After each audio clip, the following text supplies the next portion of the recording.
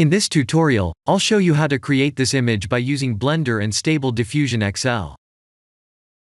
I'll use a basic primitive mesh to create a simple prototype scene for the Stable Diffusion.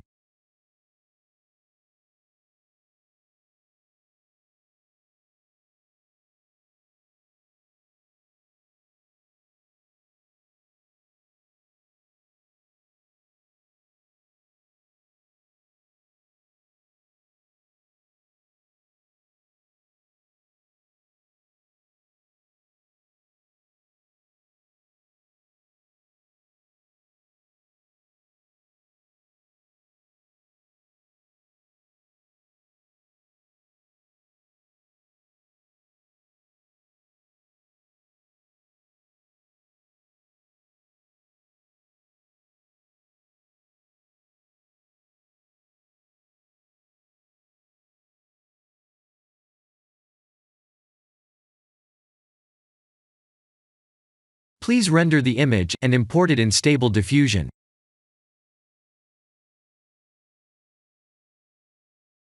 I'll share the full prompts in the description below. Please set the preprocessor to none, and select the correct depth model.